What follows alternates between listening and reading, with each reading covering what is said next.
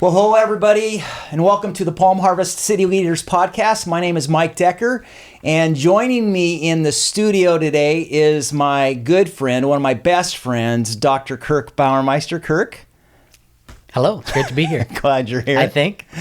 We'll see. So, Kirk, let's sort of set the context for our conversation. And really the goal of this podcast is, as we've talked before off camera and stuff, is particularly with city leadership, is I'm really interested in how do people love their city in the various arenas in which they kind of move and live throughout the rhythm of their life.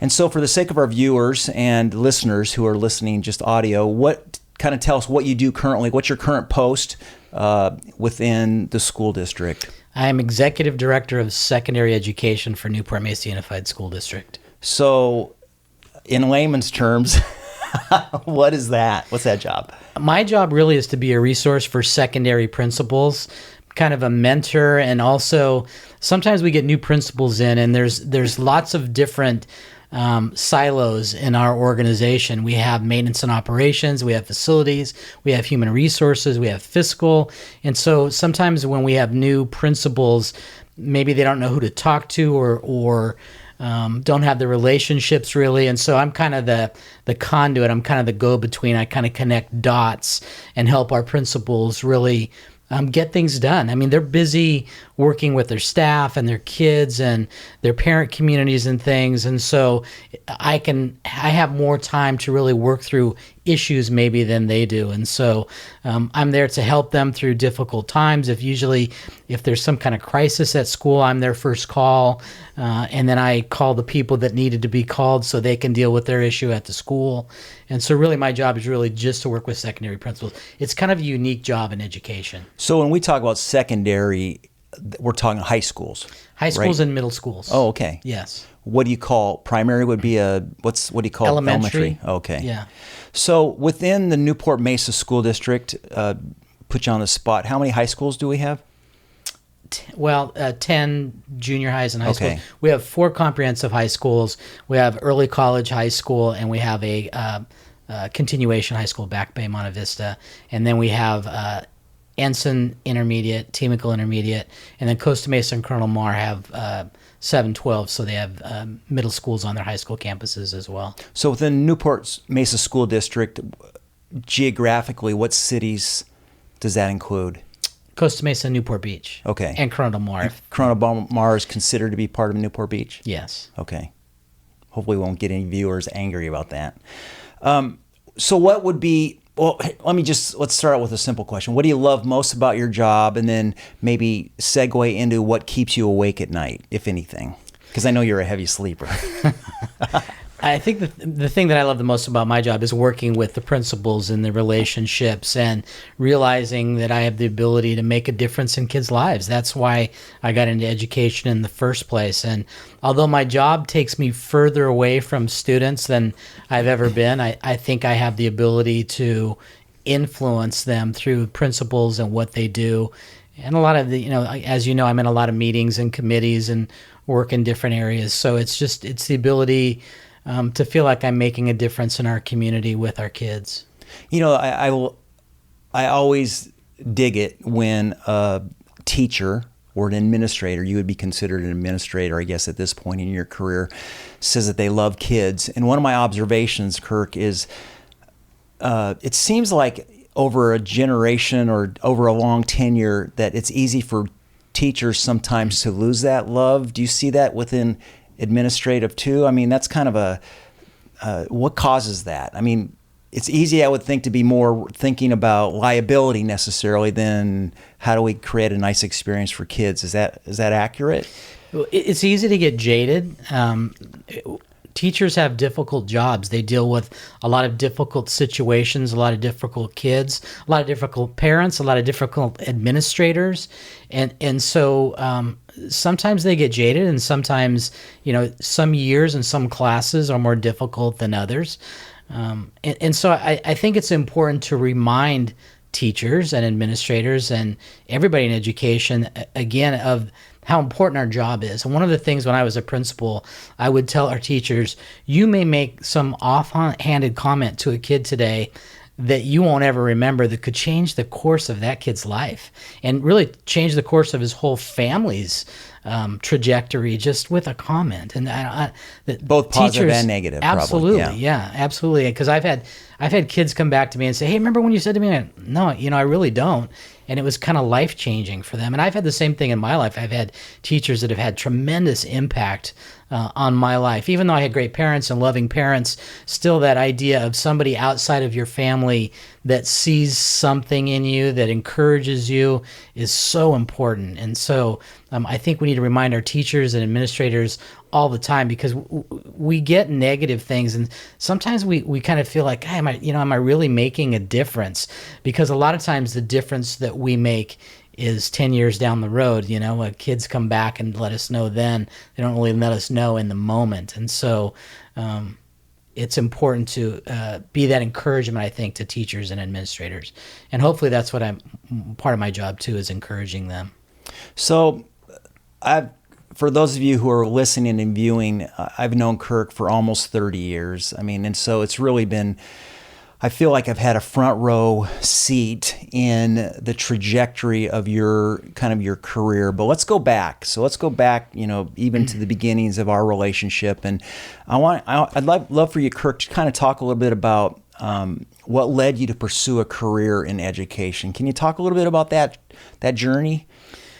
My dad was a teacher. In fact, he just made the Hall of Fame at Newport Harbor a couple of years ago.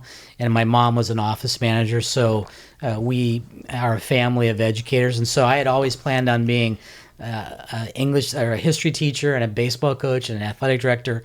Those are things that I always wanted to do. And I got my teacher credential in 1984. And our district was going through declining enrollment. In fact, not only were they not hiring teachers, they were actually laying off teachers that had been teaching like 10 or 15 years. So there really weren't any teaching jobs. I was coaching at the time. I did security for a couple of years. I was a resident sub for a couple of years.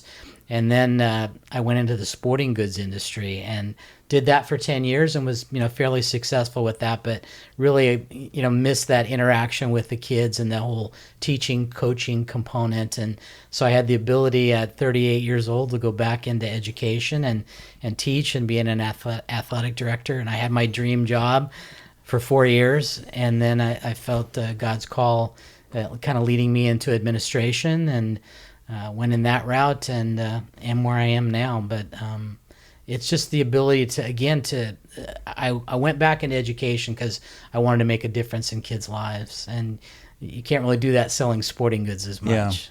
Yeah. So you talked about your mom and dad, Ken and Evelyn. For those of you who might be older might remember Ken. He's no longer with us, but in spirit, certainly. How do you feel like your folks shaped your educational framework? Can you point to anything specific? Well, especially as far as being involved in the city, my dad was involved in a lot of different things. He was the head usher at his church for 20 or 30 years. He was very involved in Harbor area baseball. There were a lot of things that he was involved with that was really giving back to the community and giving back to kids. And so I think I've just kind of modeled after my dad. And my mom was really, she was the one behind the scenes that, my dad was always out and doing things, and she would always have dinner for us, and she kept the house. And kind of similar to Denise, my wife, is they were really the strength, the rock behind my dad and I that allowed us to go out and do the things that we could do. And I always tell people, my wife did a good job raising them, and people always laugh, but it's, as you know, it's really true. She did the majority of the hands-on raising my girls because I was gone. I was coaching in gyms in different places, and my job was more to support her and her parenting, and she did a great job. So I think, again, the model that my parents had about giving back and doing for others, and I think we just modeled that. So, you talk about sort of all these different seasons of your life as you started, in the sporting industry and coaching. You coached baseball. Did you coach football? What else? Coach basketball for 1 year, yes. You did? How to dunk? Yes, I was the center coach. Actually, it was kind of an interesting story. I'd coached freshman football with the varsity basketball coach. And so we got done with football, and I was out coaching baseball. And he came to me the day of the first freshman scrimmage and said, "My freshman coach quit. Can you take the team until I find another coach?" And I said, "Sure." So I went out to the scrimmage, and he never looked. Once I said I was going out, he never looked for another coach. I didn't know that, but I was a freshman basketball coach for the rest of the year, and it was a great experience. I loved it. But coaching basketball it's a crazy man sport. Yeah, it is a crazy man sport. Yeah. So baseball. Let's talk about a little bit about baseball. You feel like there are any baseball's a sport that you love? We've gone to spring training for many years out and to watch some of our boys play ball, and it's always good fun. Are there any like life principles that you feel like you've grabbed from just coaching, and that you maybe just intuitively now sort of practice, that you could point to the sport? Yeah, well, I think baseball it's a game of failure. I mean, if you get one hit every 3 at bats, I mean, you could be in the Hall of Fame. So you fail more times than you succeed. So I think as a life lesson, it's pretty good to realize that you're going to fail, and it's not the failure that's important. It's how you deal with it and how you move on. Because again, you could strike out 3 times and look horrible, and then in the last inning come up and bloop one in for a single to win the game, and you're considered a hero. So it's really it's staying in the moment, it's staying focused, it's being positive, and even though things maybe aren't going well. And I think baseball really lends itself to that, which I think also is kind of why baseball is a little bit of a dying sport, is because it's really skill-oriented, it's failure-oriented, and there are other sports where you can go out and if you're pretty athletic, you can be good right away. And there's more success, I think, involved. So it's a difficult sport to play. And the coaching aspect, I think, is just looking at, on a baseball team, that you have to fill 9 positions, and you have to put people in the positions that you think can help the best to be successful. And I can remember going to kids sometimes and saying, I know you're a natural third baseman, but we don't have a shortstop, and for the good of the team, we need you to play shortstop. And so, now later on when I'm in positions of leadership, it's the same thing, as we look for people that are the right fits in our organization. So I think some of that has really helped when we're looking for principals or other positions to say, are they really a good fit for what we want them to do? So I would imagine even at some level, being a team player, sacrificing for the good of the whole, those are probably values that, if you look at how you make decisions and the kind of staff that you're trying to hire, you could probably point to some of those baseball fundamentals, really. Absolutely. And, any team that really works well together is going to do better than people that are on their own. Yeah. And we know that. I mean, there's all kinds of leadership books and things about all that, about working together and teamwork. And, sports are great for that. So let's talk about leadership, Kirk. You, without question, you are a phenomenal leader for a variety of different, in my opinion, for a variety of different reasons. And so I want to play a bit of a word game with you, in the sense that I want you to respond and just kind of talk about various phrases or words that I mentioned. And the first one is leaders are learners. What comes to your mind when you hear that? Leaders are learners. I got a good quote from Colin Powell, and he said that all readers don't lead, but that all great leaders read. And so one of the things I ask my principals is every year at the start of the year, what are you reading?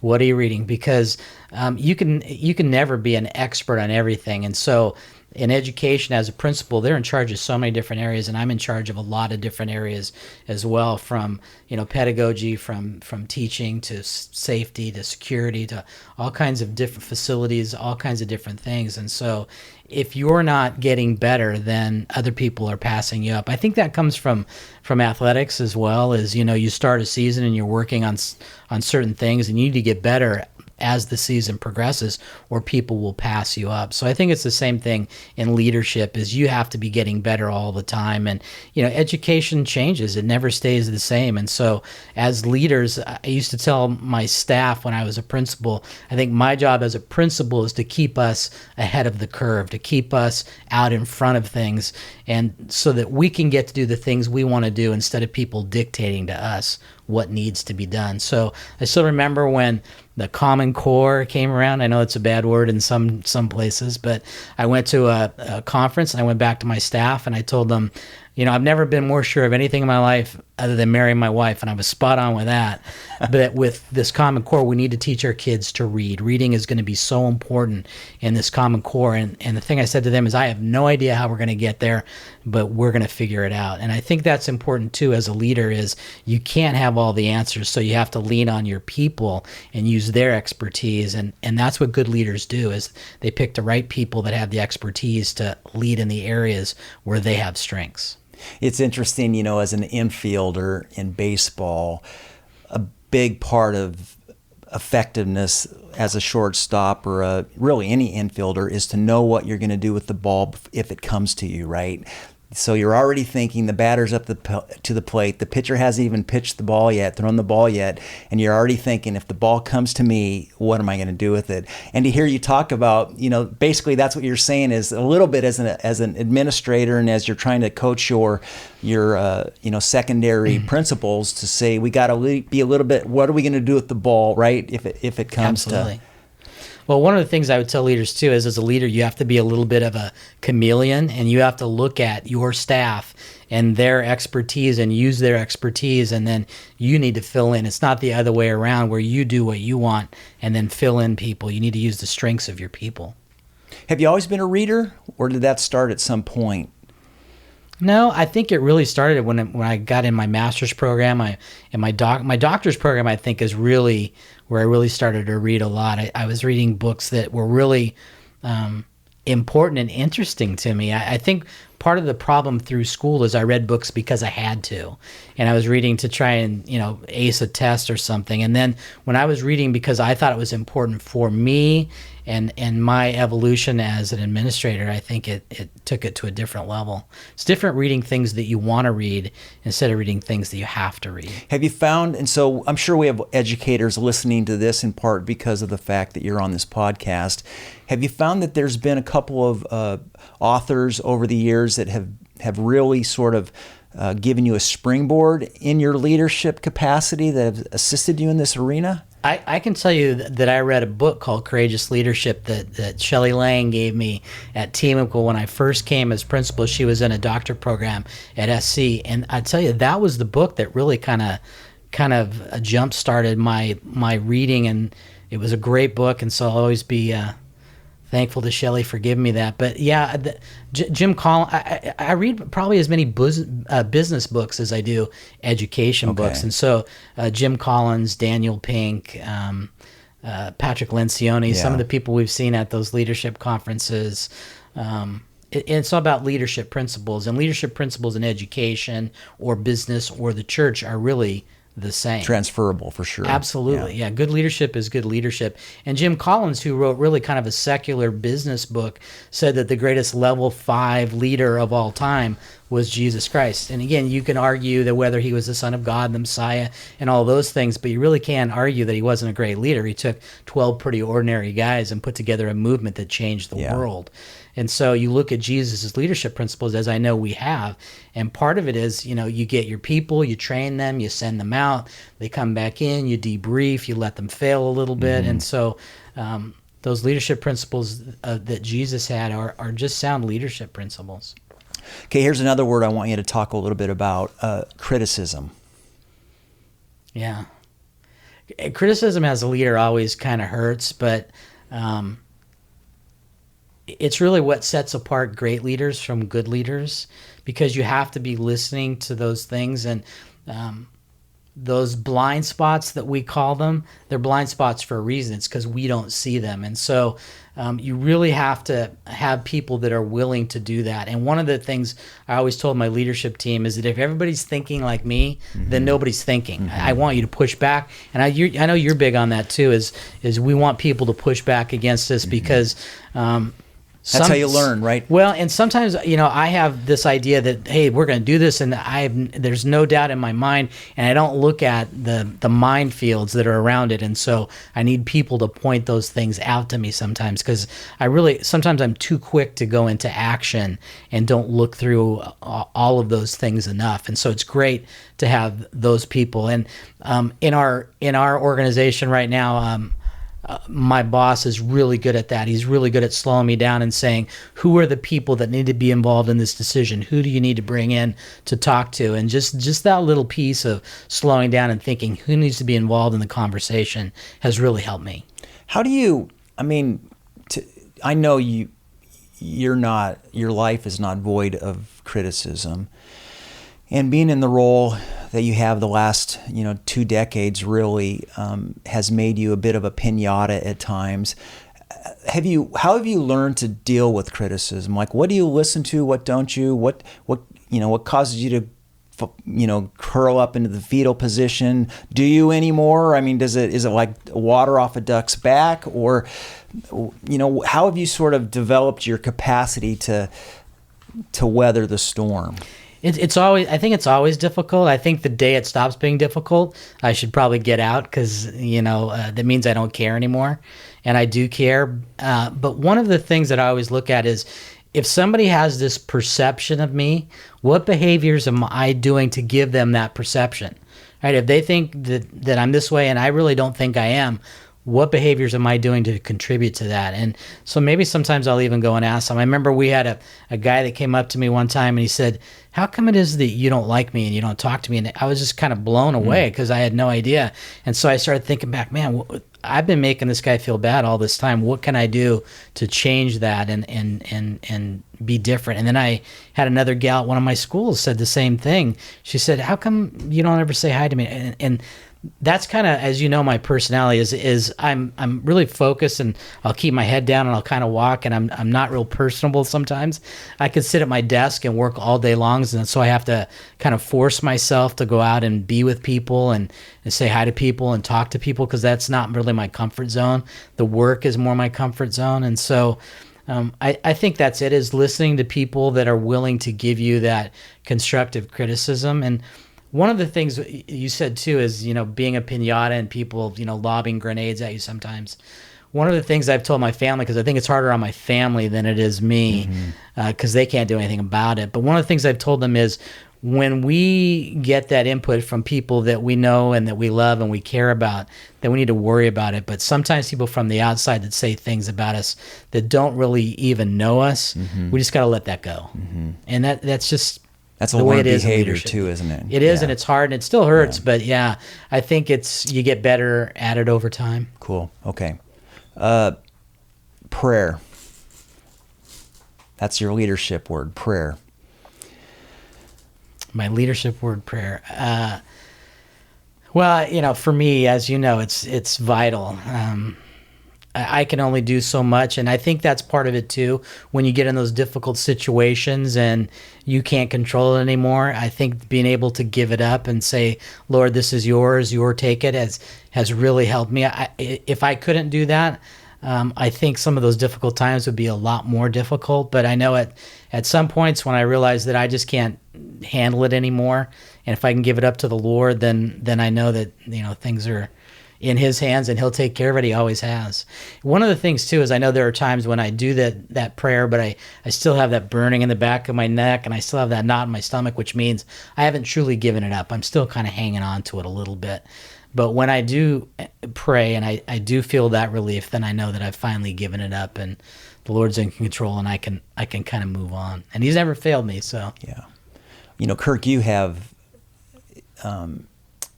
and maybe it's unfair because I sort of know the behind the scenes life of, Kirk Bauermeister, but prayer is a foundation of your daily discipline. I mean, you get up early in the morning every day, meeting with various individuals throughout our city for prayer. And one of the cool things that in the last couple years that you've done, which I think is an outpouring, a fruit, if you will, of your prayer life and just your desire to offer yourself to be used by God to be a positive, influence. We talk about positivity here on this podcast.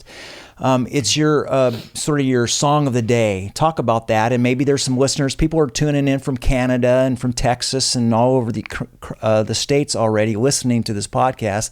Maybe they want to get on your distribution list. So tell us what it is, and then how can they... Well, and I'll tell you how it started too. Probably, I guess it'd be 8 or 9 years ago. I was a principal at Estancia, and as like you stated, when I start my day, I go into my office, and I'll generally read my Bible, and then there'll be a verse maybe that will hit me. At what time of the day are you going into your office? I'm usually there by 5:30 or 6. So just so everybody knows, it's 5:30 in the morning. Well, and so there's nobody around, and I have the ability to be able to do this without interruption, and there's nobody around, and so I'll generally read scripture, and then that'll trigger something, a song or something, or I'll put a key word in, and I'll get a song, and then I'll come up with the scripture, and then I call it my prayer. It's really kind of a rambling stream of consciousness. It's usually some of the words of the song and kind of how I relate it to my life. And so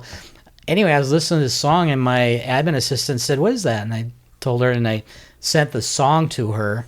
And then I sent a verse with her, and then so it kind of started that way. And then other people would come in, and they would hear it, and I would send it to them. And she asked me to send it to a couple people, and it just kind of went from there.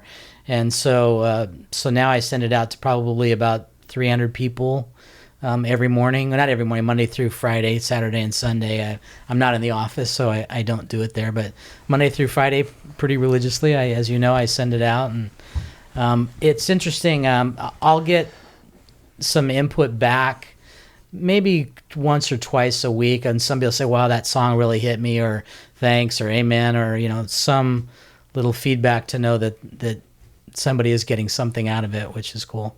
Well, it's especially cool because for a guy who has no rhythm, like you intentionally don't clap. Why is that?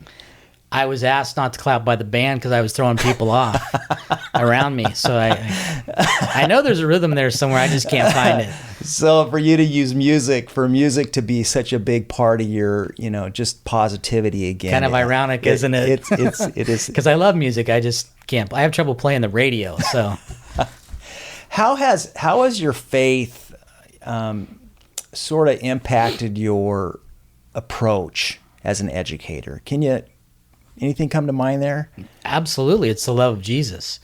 And it's like we say, is people don't want to hear about Jesus until they see Jesus in you. And so a lot of times the things that I talk about with my staff is really, they're just godly principles of loving our kids and being there for our kids and working hard for our kids. And, it's just sharing the love of Jesus. And, the best teachers are the teachers that really love their kids.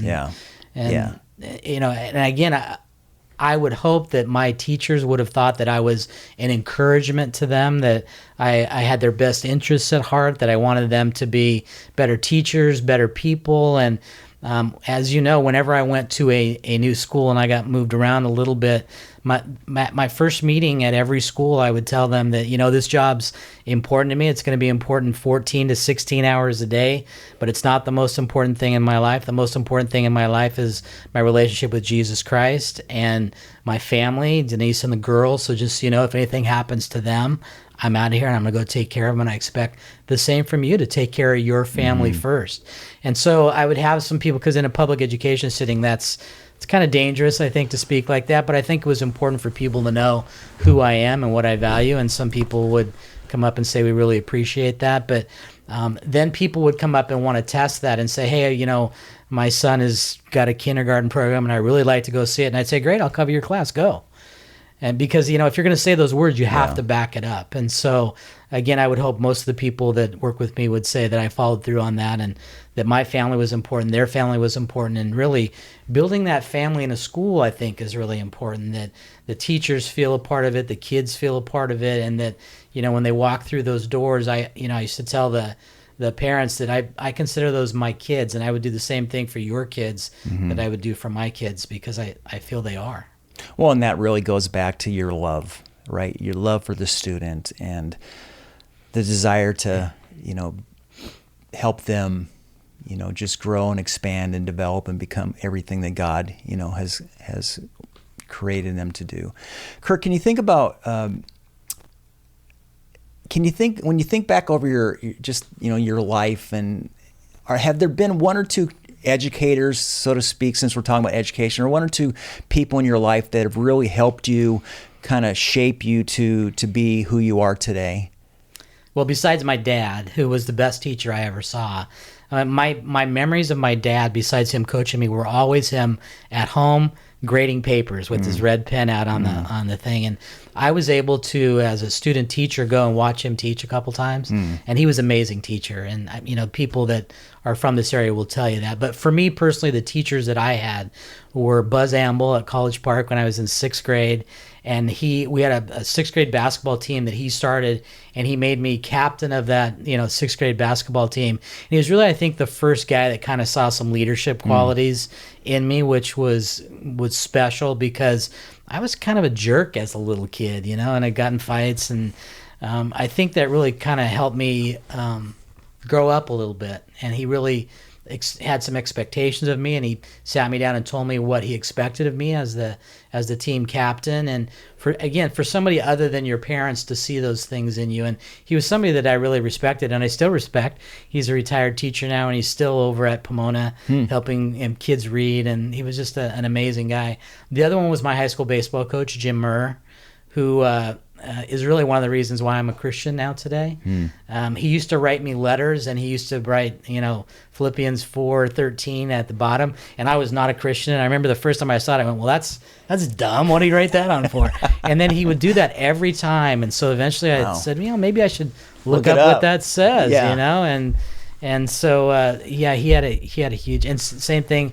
I was team captain of the baseball team, and he, same thing, had those kind of expectations, and was a big influence in my life.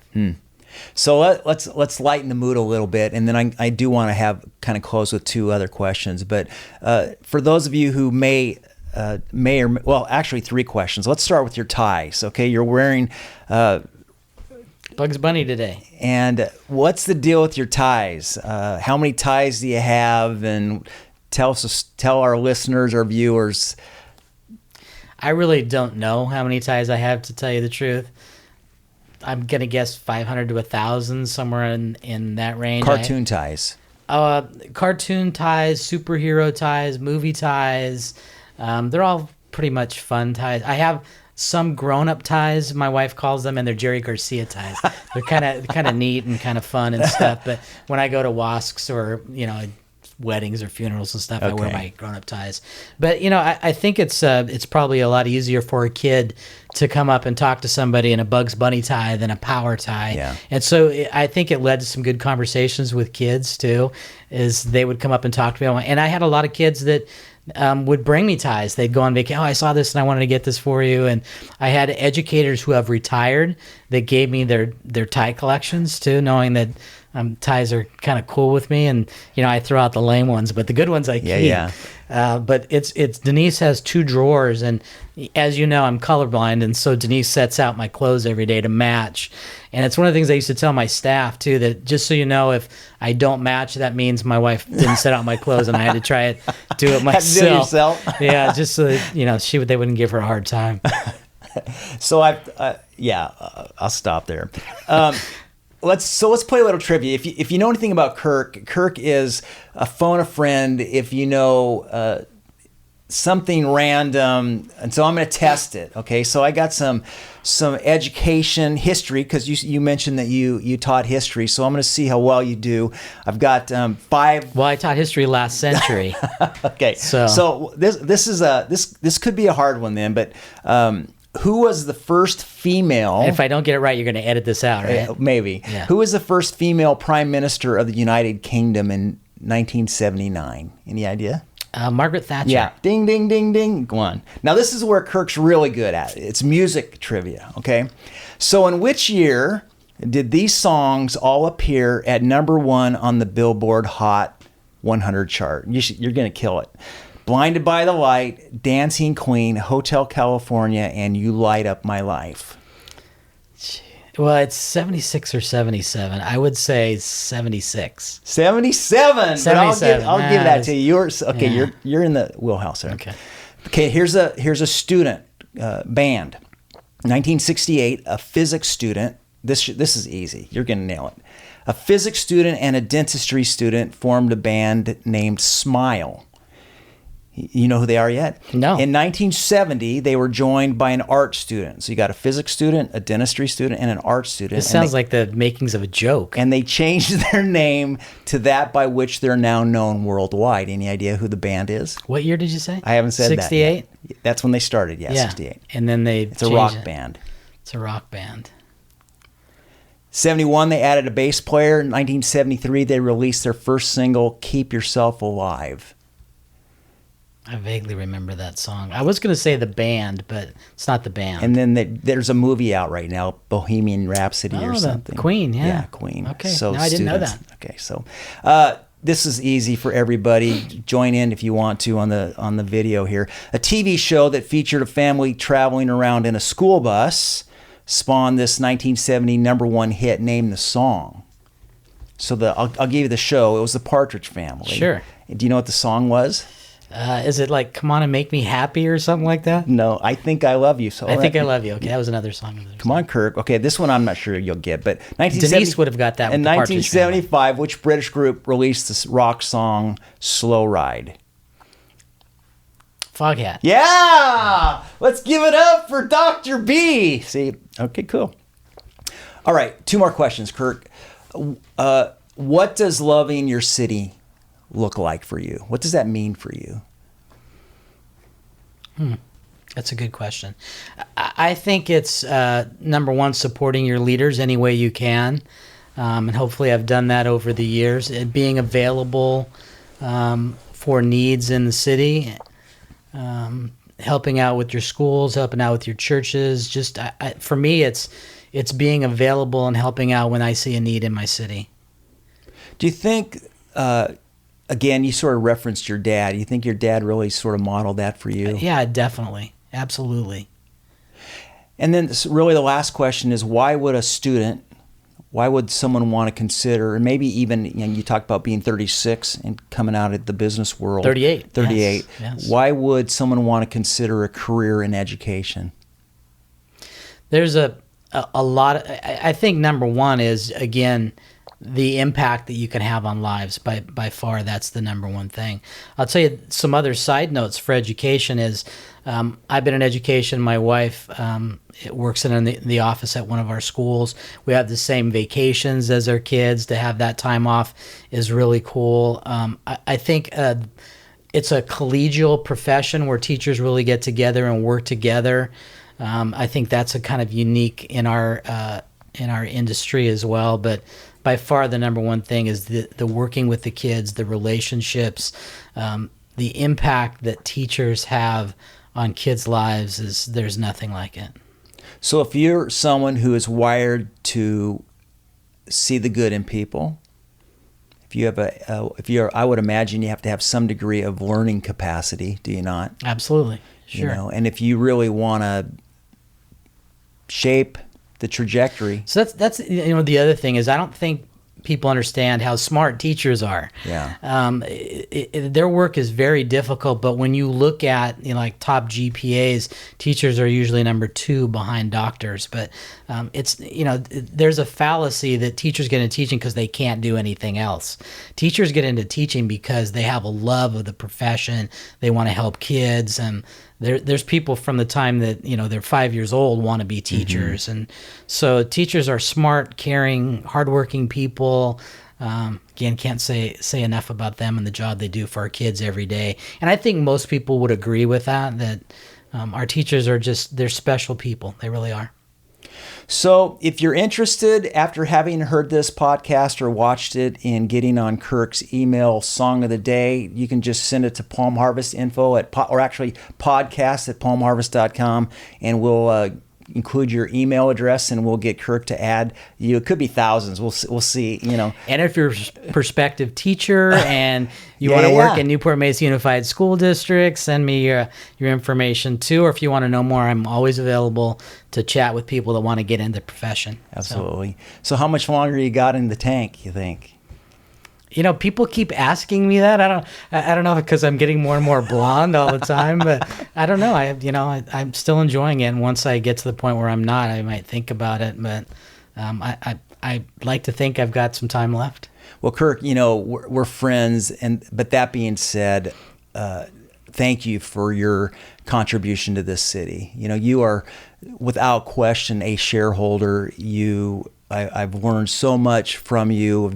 We've done so much together, but you know, it's people like you. I would call you a unifier, and you have this real God-given capacity to have different perspectives. I mean, even you and I don't always agree politically, and we're at different aisles, but you have this ability to listen to people and to, I think, collaborate and be together towards a better end, a better something greater. And I just want to commend you. And I'll tell you what, that comes from my dad. And one of the great things about my dad is he would always say that if you can't argue both sides of an issue, you don't know it well enough.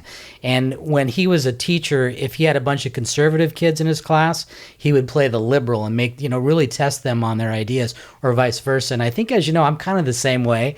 I kind of push people. I'm kind of in the middle, and I vote for some Republicans, some Democrats, and I try to kind of push both people to be, at their best and challenge their thinking. And so, and again, that comes directly from my dad. That my dad was a master at that. Yeah, your dad sure was. Yeah. Well, for all of us here at the Palm Harvest Podcast, City Leaders Podcast, thanks for joining us today. Awesome having Kirk Bauermeister in the house, affectionately known as Dr. B in this community. We look forward to seeing you soon. I'm Mike Decker signing off with Kirk Bauermeister. It was a lot of fun.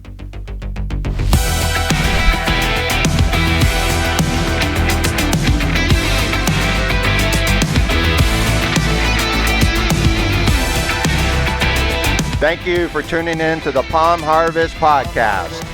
Make sure you check us out at palmharvest.com.